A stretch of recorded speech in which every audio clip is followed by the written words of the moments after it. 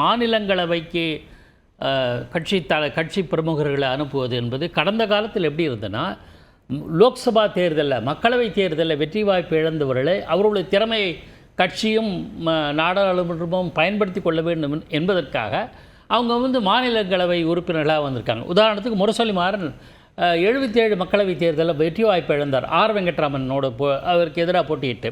ஆனால் அவர் ராஜ்யசபாவுக்கு போனார். இரா மோகன் அரங்கு அதிமுக சார்பில் செங்கல்பட்டில் 77 தேர்ந்தெடுக்கப்பட்டவர் அடுத்த தேர்தலில் வெற்றி வாய்ப்பு இழந்தார்.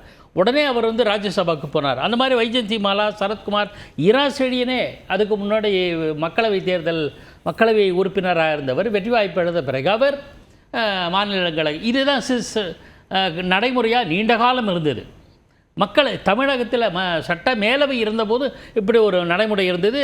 அது பல ஆண்டுகளுக்கு முன்பு அதை நானே கண்கூட பார்த்துருக்கேன். ஆனால் இப்போது இந்த கட்சிகள் நிறையாகி கூட்டணிகள் என்கிற போலரைசேஷன் தேர்தல் முக்கியத்துவம் பெற்ற காரணத்தினால கூட்டணி கட்சிகளை திருத்தி செய்வதற்காக மக்களவையில் டிக்கெட் கொடுக்க முடியாது, மாநிலங்களவையில் டிக்கெட் கொடுக்குறோம் அப்படிங்கிற ஒரு சூழல். இப்போ உதாரணத்துக்கு திருநாவுக்கரசர் சார் வாஜ்பாய் அரசாங்கத்தில் அமைச்சராகவே இருந்தவர். அவருக்கு ஒரு முறை மக்களவை தேர்தல் வாய்ப்பு மறுக்கப்பட்டதால் மாநிலங்களவைக்கு போக வேண்டிய சூழலில் ஏற்பட்டது. அது ஒரு காலத்தில்